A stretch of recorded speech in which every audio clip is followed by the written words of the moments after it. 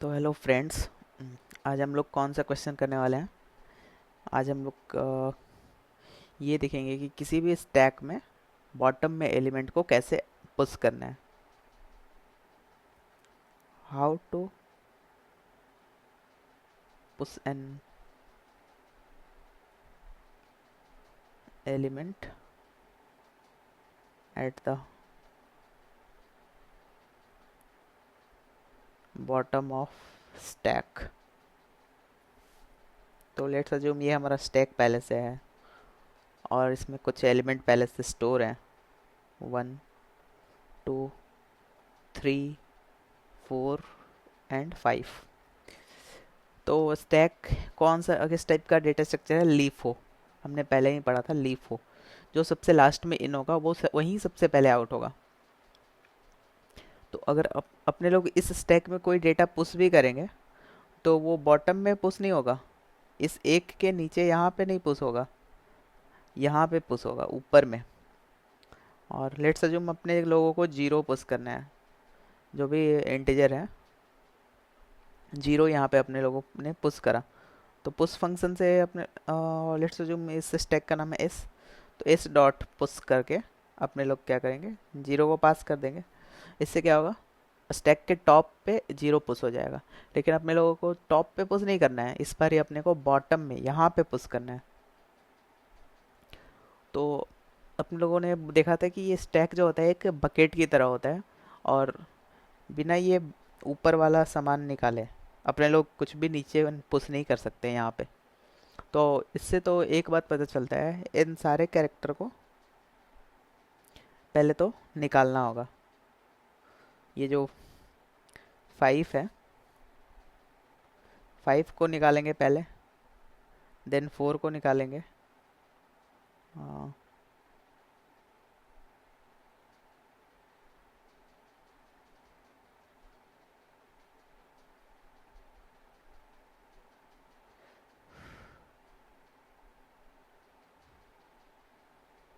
4 को पहले निकाला, देन 3 को निकालेंगे, देन 2 को निकालेंगे, एंड देन 1 को निकालेंगे।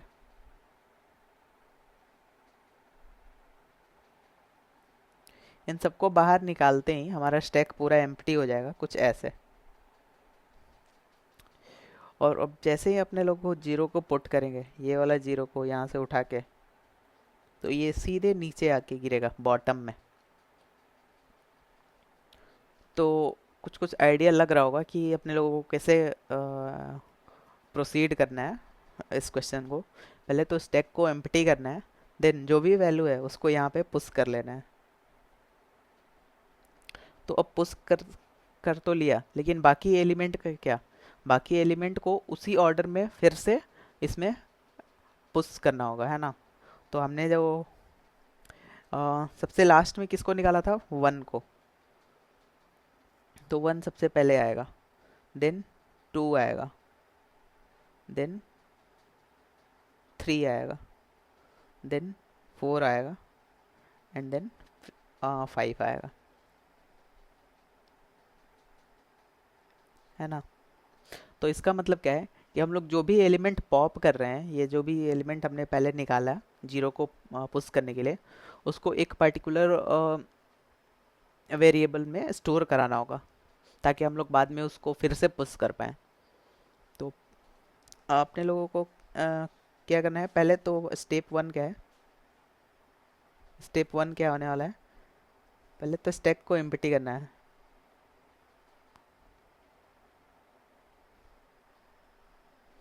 दूसरा स्टेप क्या होने वाला है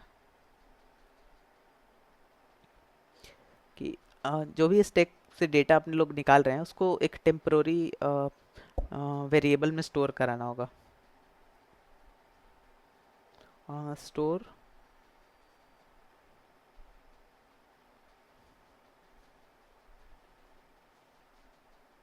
इन अ temp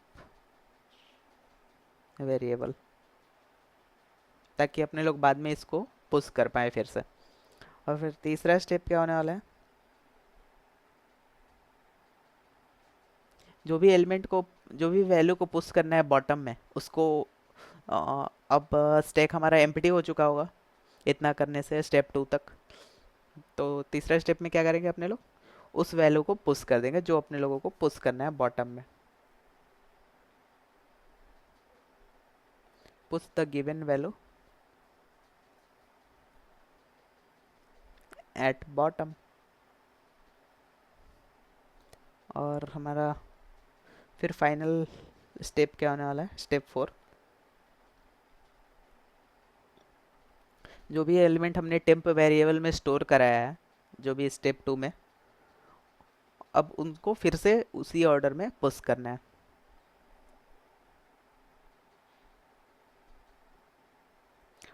push all temp variable data into the stack.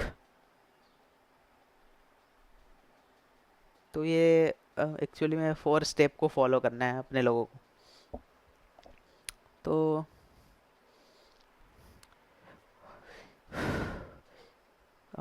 कैसे करेंगे, अपने लोगों को क्या करना है, जब भी वैल्यू को अपने लोग स्टोर करा रहे हैं ना, जो भी वैल्यू यहाँ से पॉप करेंगे अपने लोग, लेट्स से जो हमने 5 को पॉप करा, तो फिर इसको एक टेम्प वेरिएबल में स्टोर कराएंगे। और कैसे क्लू कैसे मिलेगा, मतलब हर बारी अपने लोगों को टेम्प वेरिएबल में स्टोर कराना है और उसी टेम्प वेरिएबल से को फिर से पुश करना है स्टैक में। तो इससे एक बात का ऐसा क्लू मिलता है कि अपने लोगों को शायद रिकर्सन का यूज़ करना है। और जब रिकर्सन अपना पूरा स्टैक एम्प्टी कर देगा, तो फिर अनवाइंड करते टाइम अपने लोगों को वो एलिमेंट जो बचा है टेम्प वेरिएबल, उसको पुश कर देना है।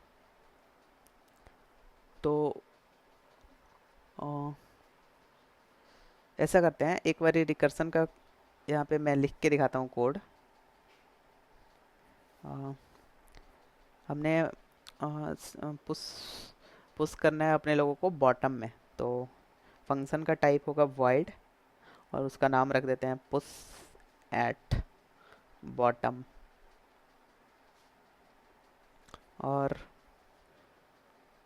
इसमें जो भी स्टैक है वो इनपुट में मिल रहा होगा, स्टैक जो भी स्टैक का टाइप है, इंटीजर टाइप, जो भी नाम है, और जो भी वैल्यू है पुश करना है अपने लोगों को, वो वैल्यू मिल रहा होगा। तो अपने लोगों को क्या करना है कि आ, जो भी टॉप पे एलिमेंट है पहले तो उसको एक टेम्प वेरिएबल में स्टोर करा लेना है। तो एक टेम्प वेरिएबल बनाते हैं और टॉप पे जो भी एलिमेंट है एस डॉट टॉप करके उसको एक टेम्प वेरिएबल में स्टोर करा लिया। एंड देन अब फिर इस टॉप वाले वेरिएबल को पॉप कर देना है, खाली भी तो करना है स्टेप को, स्टैक को। तो अपने लोगों ने पॉप कर दिया और इस काम को लूप में करना है, मतलब पूरा स्टैक को एम्प्टी करना है। तो वो लूप का काम रिकर्सन भी करता है ना। तो हमने क्या करा, फिर से पुश एट बॉटम फंक्शन को कॉल कर दिया। फिर से हमने पुश एट बॉटम फंक्शन को कॉल करा और उसमें भी एस पास करा एंड देन वैल्यू पास करा जो भी अपने लोगों को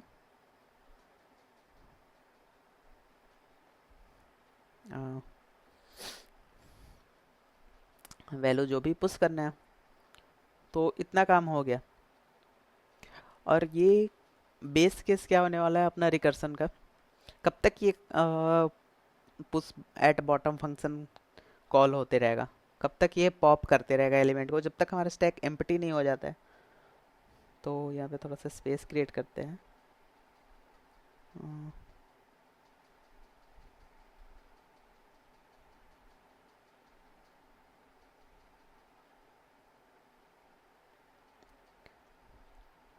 तो अगर हमारा stack if S dot empty हो गया,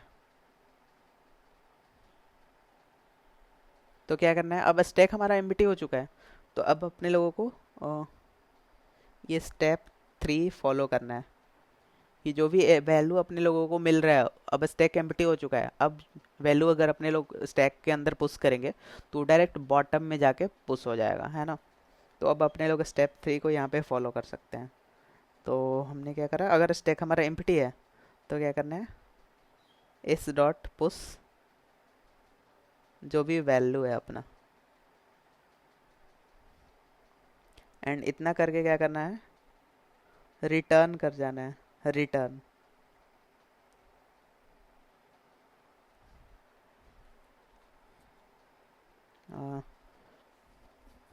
तो बस ये हमारा फंक्शन कंप्लीट हो गया। हमने क्या करा, रिकर्सन का यूज करके हमने क्या करा, पहले तो बार बार ही पुश एट बॉटम फंक्शन को कॉल करा यहाँ पे जब तक हमारा स्टैक एम्प्टी नहीं हो जाता है। और जैसे ही push at bottom function call हो गया, पहले तो कंडीशन चेक होगा कि हमारा स्टैक एम्प्टी है, अगर नहीं है तो ये अंदर का काम अभी नहीं होगा, यहाँ पे नहीं होगा, ये यहाँ रिटर्न होगा फंक्शन अपना। तो पहले क्या करेगा, एक टेम्प वेरिएबल क्रिएट होगा, उसमें टॉप वाला एलिमेंट, स्टैक का टॉप वाला एलिमेंट स्टोर हो जाएगा। एंड देन स्टोर करने के बाद अब अपने लोग उसको पॉप कर देंगे, क्योंकि उसको एम्प्टी ही तो करना है स्टैक को बेसिकली। अपने लोग स्टोर इसलिए कर रहे हैं ताकि उस एलिमेंट को बाद में पुश कर पाएँ, तो इसीलिए हमने स्टोर करा पहले एम्प्टी में, एंड देन फिर उसको पॉप कर लिया। तो ये काम कैसे करेगा, पहले तो इसका कोड अपने लोग वी एस कोड में लिखते हैं, देन रन करके देखते हैं कि अपना कोड सही से काम कर रहा है या नहीं कर रहा है ना। तो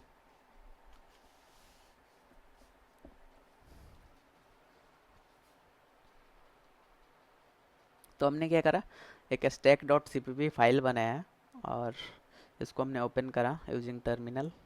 एंड देन अब इसके अंदर अपने लोग वो फंक्शन लिखने वाले हैं, पुश एट बॉटम फंक्शन, जिसका टाइप होगा वॉइड और उसका नाम है पुश एट बॉटम।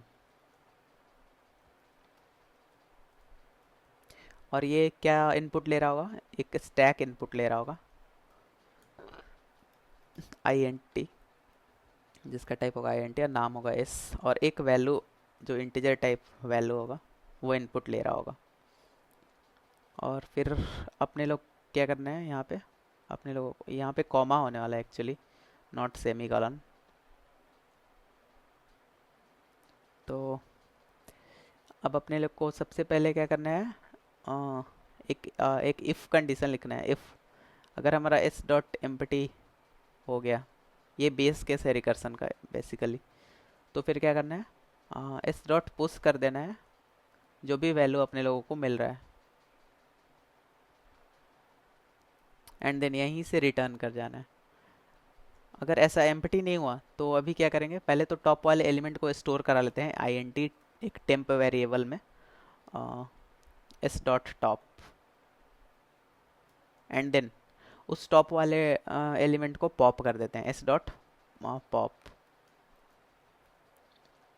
और फिर से पुश एट बॉटम को कॉल कर देते हैं ना, पुश एट बॉटम, जिसमें एस स्टैक जो पास होगा और जो वैल्यू है वो पास हो रहा होगा।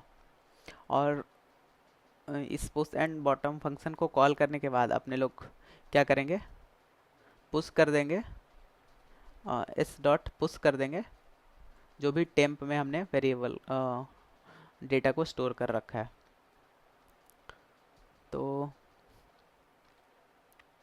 इतना करने से हमारा कोड कंप्लीट हो चुका है आई थिंक, यस। अब क्या करते हैं, एक स्टैक बनाते हैं, stack I N T S. अब इस डॉट अपने लोगों ने क्या करा, पुश कर दिया, 1 को पुश करा पहले, एंड देन 2 3 4 और 5 को पुश कर दिया, 2 को पुश करा, देन 3 को, देन 4 को, एंड देन 5 को। तो ऐसा करने से हमारा स्टैक कुछ ऐसा दिखना चाहिए।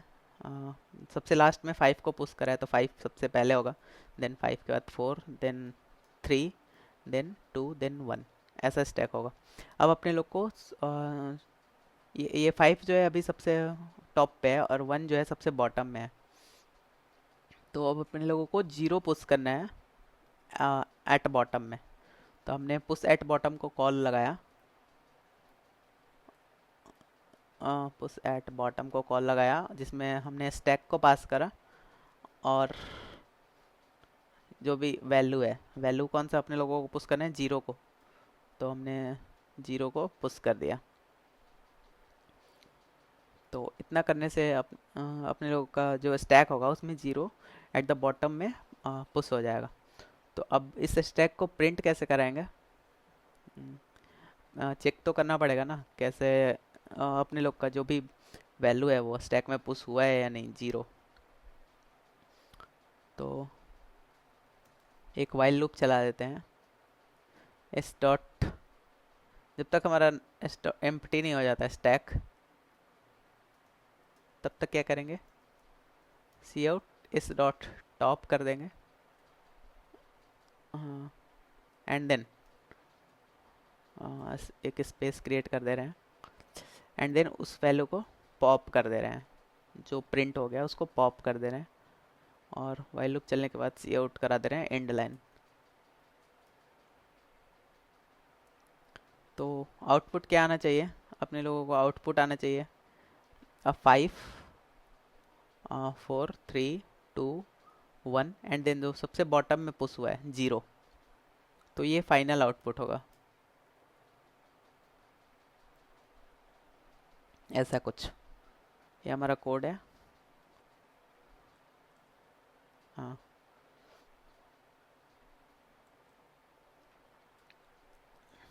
तो अभी सबको दिख रहा होगा अच्छे से, हाँ। तो अब टर्मिनल पे जाते हैं, अपने लोगों ने क्या करा, फंक्शन को रन करा, तो 5 4 3 2 1, यानी अभी अपने लोगों का 0 पुश नहीं हुआ है। क्यों नहीं पुश हुआ है, अच्छा हाँ, यहाँ पे जो स्टैक का एस वैल्यू होगा वो पास बाई रेफरेंस होगा, ना कि पास बाई कॉपी। इसका मतलब क्या हुआ कि हमने यहाँ पे एंड एस लगाया इसलिए क्योंकि हम लोग कर रहे हैं पास बाई रेफरेंस। अगर हमने एंड एस नहीं लगाया होता तो पास बाई वैल्यू मतलब इस स्टैक का एक कॉपी बनता, ये जो स्टैक हमने पहले क्रिएट करा है 5 4 3 2 1 का, इसका कॉपी बनता और वो फंक्शन में पास होता। अब हमने एंड एस लगाया तो अब इसको हमने यानी कि पास बाई रेफरेंस करा, यानी वही वाला स्टैक एक्चुअल स्टैक पास हो रहा है पुश एट बॉटम फंक्शन में, और अपने लोग को जो भी चेंजेस होगा वो एक्चुअल स्टैक में ही चेंजेस दिखेंगे। तो अब अपना एलिमेंट 0 आई होप पुश हो जाना चाहिए। इसको हमने सेव करा, देन फिर से टर्मिनल पे रन करते हैं। तो अब देखो गाइस, अब अपना आउटपुट बिल्कुल सही आया, 5 4 3 2 1 एंड 0, यानी कि अपना एलिमेंट 0 जो है वो बॉटम में पुश हो गया है ना। तो आई होप ये कोड भी सही से वर्क कर रहा है, कोड भी आई होप समझ में आ गया होगा। अब अपने लोग एक बार इसको ड्राई रन करके देखते हैं कि एक्चुअली में ये रिकर्सन वर्क कैसे करता है, और फिर देखते हैं ना। तो आ जाओ।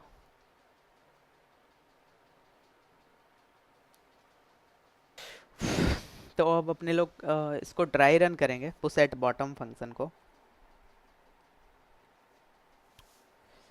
और देखेंगे कि रिकर्सन कैसे वर्क करता है। तो ऐसा है कि हमारा जो पहले से स्टैक बना हुआ है उसमें कौन कौन से एलिमेंट है, पहले तो नीचे में 1 है, देन 2 है, देन 3 है, देन 4 है, एंड देन 5 है। तो हमने पुश एट बॉटम फंक्शन को कॉल लगाया यहाँ पे। तो जैसे ही कॉल लगाया तो इफ़ लूप क्या चेक कर रहा होगा, if loop, wait a second, हाँ, हमारा जो इफ़ लूप है, इफ़ कंडीशन है, वो क्या चेक करेगा कि हमारा स्टैक एम्प्टी है तो नहीं। अभी तो हमारे स्टैक में 5 के 5 एलिमेंट है, तो ये इफ़ कंडीशन रन नहीं होगा। तो पहले क्या होगा, ये 5 एक टेम्प वेरिएबल में 5 स्टोर हो जाएगा, temp is equal to 5 store हो जाएगा, और फिर ये पॉप हो जाएगा, ये यहाँ से स्टैक से हट जाएगा। पॉप हो गया इस स्टेप में यहाँ पे, एंड देन फिर से push at bottom function call होगा। तो फिर से push at bottom function call होगा और फिर क्या होगा, फिर से इफ़ कंडीशन चेक होगा कि हमारा स्टैक एम्प्टी है। तो फिर से अभी एम्प्टी नहीं है, अभी भी 4 एलिमेंट बचे हुए हैं। तो फिर से एक टेम्प वेरिएबल क्रिएट होगा टेम्प, और इसमें 4 स्टोर हो जाएगा इस बारी। और 4 स्टोर होके फिर ये जो टॉप पे बैठा है 4, वो पॉप हो जाएगा। और इतना करने के बाद फिर से push at bottom function call होगा, है ना। तो पुश एट बॉटम फिर से कॉल होगा, फिर से इफ़ कंडीशन चेक होगा कि हमारा क्या है, स्टैक एम्प्टी है। तो एम्प्टी तो नहीं है, अभी भी 3 एलिमेंट बचे हैं। 3 एलिमेंट बचने का मतलब है कि अभी स्टैक एम्प्टी नहीं है। तो फिर से एक टेम्प वेरिएबल क्रिएट होगा और इस बारी टेम्प में 3 स्टोर हो जाएगा। और 3 स्टोर होते ही फिर ये पॉप हो जाएगा यहाँ से। देन फिर से push at bottom function call होगा। तो देखिए अभी अभी भी हमारा स्टैक एम्प्टी नहीं है। तो फिर क्या होगा, फिर से एक टेम्प वेरिएबल क्रिएट होगा टेम्प, जिसमें 2 स्टोर हो जाएगा जो भी टॉप पे है। एंड देन इसको फिर पॉप हो जाएगा ये। और फिर से push at bottom function call होगा और फिर से push at bottom function call होगा। एंड देन अभी भी दिखा कि अपना स्टैक एम्प्टी तो नहीं है, अभी एक एलिमेंट बचा हुआ है यहाँ पे। तो एक एलिमेंट बचा हुआ है तो इसको पहले टेम्प वेरिएबल में हमने स्टोर करा लिया 1 को, एंड देन इसको पॉप कर लिया, है ना। और ये जो भी 5 टेम्प वेरिएबल बने हैं वो अलग अलग पुश एट बॉटम फंक्शन में क्रिएट हुए हैं। इसका नाम भले ही सेम है, लेकिन ये रिकर्सन जैसे ही खुद फंक्शन को कॉल कर रहा है पुश एट बॉटम को, तो एक अलग फंक्शन के अंदर एंटर हो रहा है और वो एक अलग टेम्प वेरिएबल क्रिएट कर रहा है जो कि एक अलग फंक्शन के अंदर है। इसीलिए मैंने इसको डिफरेंट कलर में शो करा है।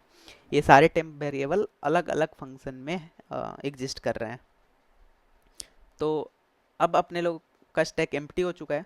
तो अब फिर से जैसे ही push at bottom function call होगा तो क्या दिखेगा, push at bottom function call होगा तो अब फिर से पहला कंडीशन चेक होगा कि क्या हमारा स्टैक एम्प्टी है। तो अब हमारा स्टैक बिल्कुल एम्प्टी हो चुका है। तो अब अपने लोगों को जो भी वैल्यू पुश करना है, लेट्स अज्यूम 0 पुश करना है, तो यहाँ पे क्या होगा, 0 को पुश कर देना है, एस डॉट पुश वैल्यू। और जो सबसे लास्ट वाला फंक्शन होगा, जो सबसे लास्ट वाला फंक्शन होगा वो अनवाइंड होना अब स्टार्ट होगा, क्योंकि अभी तक तो फंक्शन यहाँ तक इस स्टेप तक गया था। आ, अभी ये वाला स्टेप जो है,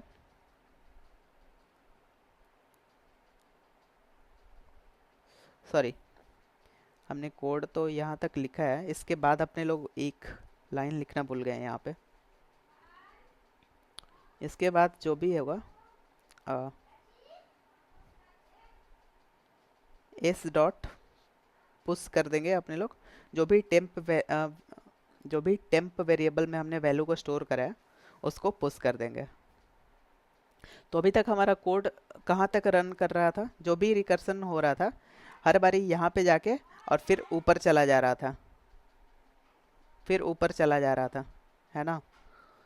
तो ये वाला स्टेप कभी कॉल ही नहीं हुआ।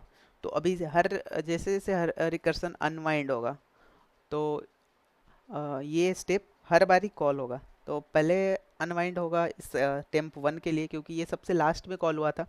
तो इसके बाद हमने क्या करा, जो भी टेम्प वेरिएबल है ये 1 जो है पुश हो जाएगा इस स्टैक में यहाँ पे, है ना।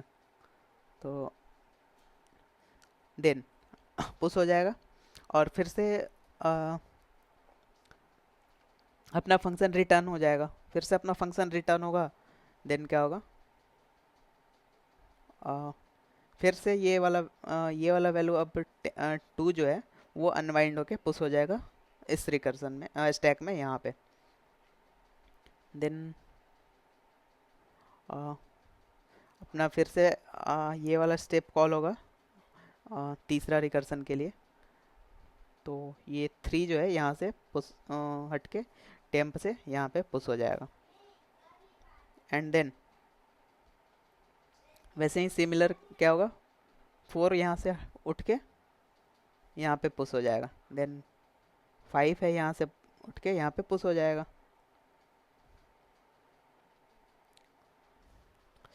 तो इतना करने से क्या हुआ कि हमारे स्टैक के बॉटम में 0 पुश हो गया, और बाकी के बचे हुए एलिमेंट भी सही से सही पोजीशन पे पुश हो गए। तो ये था हमारे कोड का ड्राई रन, एंड देन अपना स्टैक बिल्कुल सही से कंप्लीट हो चुका है, और ये फंक्शन सही से वर्क कर रहा था, हमने देखा ही था वीएस कोड पे। मैंने ये एस डॉट पुश टेम्प वाला स्टेप यहाँ पे छोड़ दिया था स्टार्टिंग में, लेकिन कोड में मैंने तो नहीं छोड़ा है उसको, ये ब्रैकेट सही जगह पे। तो ये था पूरा code and dry run. I hope तुम लोगों को ये समझ में आया होगा। मिलते हैं नेक्स्ट वीडियो में, तब तक के लिए थैंक यू।